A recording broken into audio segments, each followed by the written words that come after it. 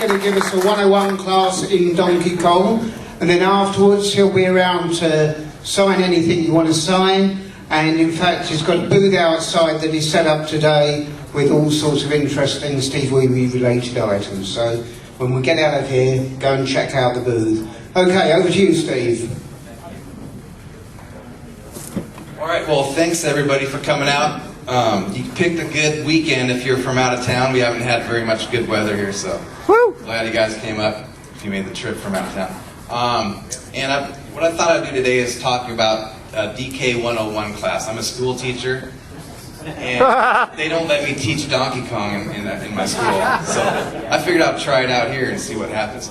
But I have done this. I went to Chicago and did a similar thing, and I was hoping to have a real Donkey Kong up here to show There's only 4 of them. live. Pardon me? There's only 4 of them out there. Oh, there's 4 out there, but I was going to have it here and then I could project it onto the screen, but we couldn't get it all technical wired up. If we could do it in 2 minutes, I could have it. But, so anyways, I'm going to walk through. How many of you have played Donkey Kong, the stand-up original? Okay, how many of you have made it past the first board? Good. Second board. Got to the first elevators. Keep going. Got to the third elevators, where it gets tough. Got past the third elevators. That's where I saw some hands go. You have, all right. So, all right, here's the goal for the day is not to make you get 1,000,000 points. Hopefully you can get 1,000,000 points, but I'm not going to talk so high level. I'm going to talk about basic Donkey Kong strategy. So if you're a good person, a good player, good person, hopefully you'll walk away with a few things that you didn't know beforehand. So I'm going to go ahead and have him click the slide, and I have a laser pointer. So this is going to... So one thing I tell beginners, if you're beginners, to just go fast up the level, because the barrels will start accumulating, and Mario's going to be in deep trouble if he doesn't get up to this high level as quick as he can. So what you'll do is you'll start here, you'll be running, and I go straight up, and what I do is I would get the hammer when you're point pressing. If you don't know what point pressing is, it's when you're trying to score maximum points instead of just survive. So what I recommend is just going straight up to this ladder. So if you go to the next slide, well, here's where I forgot that I had him jump a barrel here. So he'll jump here. Next slide. Okay, here's where I'm talking about. You'll bypass this hammer, and I usually will wait here. If I don't make it before that barrel, before I can jump it, I'll wait right here. So I talk about stay uphill of the barrels. If you notice, this ramp is going down. So this barrel here, if it were to go down the ladder, it would go down to the right. So Mario is free of that barrel. So uphill means staying uphill of those ladders. All right, go ahead. So if I ascend this ladder, I'm still uphill of this ladder, and I'm jumping a barrel here. Now, it'd be make a lot more sense if I could actually demo it. But some of you that know the game can envision what's happening. Okay, go ahead.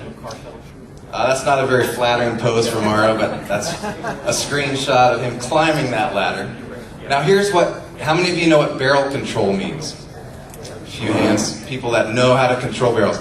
So you can even control, how many of you knew that you can control barrels while you're on a ladder?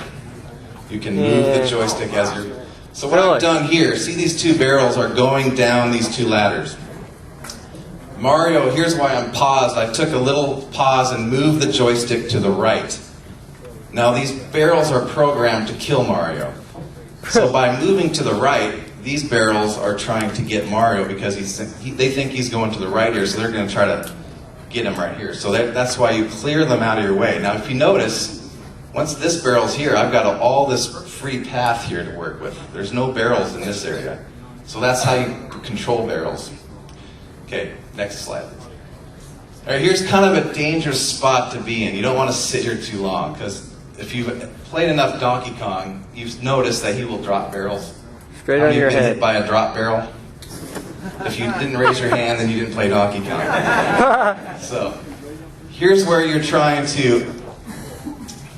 this ladder is actually a little safer to go up than this one, because he doesn't usually drop anything that will get you in this area. Really? So, what I'm doing here is I'm waiting, And after I jump this one, I will shake this barrel down here.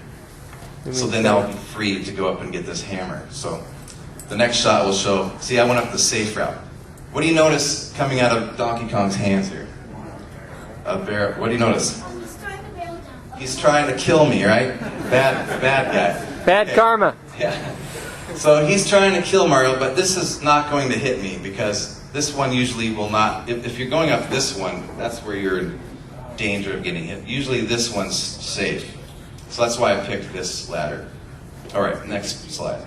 Okay, I went over and grabbed the hammer. Now, even if I'm not point pressing, I'll even bypass this hammer and just go straight to the top. But I would recommend getting this hammer to help you get over to this area.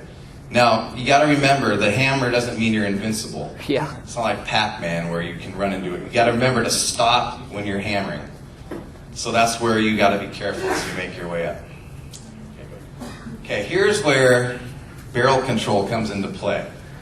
If you were just to go over to this side and hit the barrels, you would lose these barrels that go down this half ladder. Yeah. So what you do is sit here and make a quick movement to your left, and this barrel will come down. That way you will get all the barrels that would go down this half ladder and not miss points.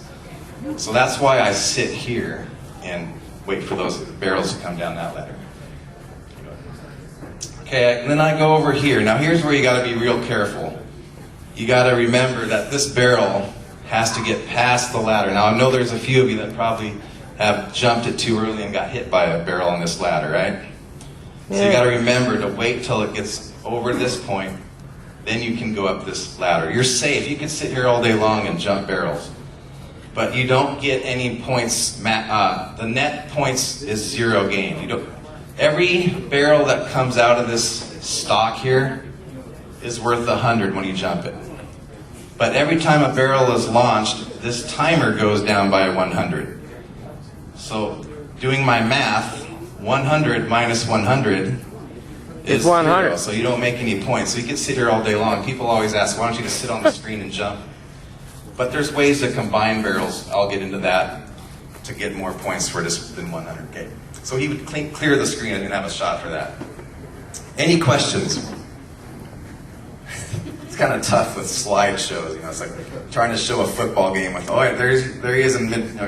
Caught it. So, did it make sense? Is there anything I can? Okay. Go ahead. Okay, the rivet screen. This one is about as pattern-based as you can get on the game of Donkey Kong. So, there's a purse right here, which I will get on the lower rivet levels, not the higher, because the higher ones, the fireballs are coming out quickly. And if I'm on this side where the purse is, that means all the fireballs are going to be on the left when they enter the screen, and they're going to interfere with my pattern. So I don't get this purse very often. It's not worth it, in my opinion. Some people do. So what I would do is, in the first rivet, I would get this purse, and you can either climb up this one, it's probably the best thing to do. And as you see right here, the rivet is just changing color because he's crossing it. I happen to catch a shot where it's just starting to disappear. Okay, so go ahead. All right, when you cross this rivet, this is called the ziggurat pattern. There's this book called How to Play Donkey Kong that if you've seen the movie, I say never leave home without it. And they call it the ziggurat pattern from some structures. I don't know if my history is not very good, but something to do with the pyramid or some kind of ziggurat. So if anyone knows any more about that story, they can help out here. The ziggurat is in like building? Yeah, it's a building where it's stair steps, isn't Yeah, it? in Egypt. In Egypt, okay. They're the first pyramids in Egypt. The first pyramids in Egypt. Okay, thank you very much. That's why I need some help out there. See, I'm a math guy. All right, so you go up and you do not get this rivet. Right.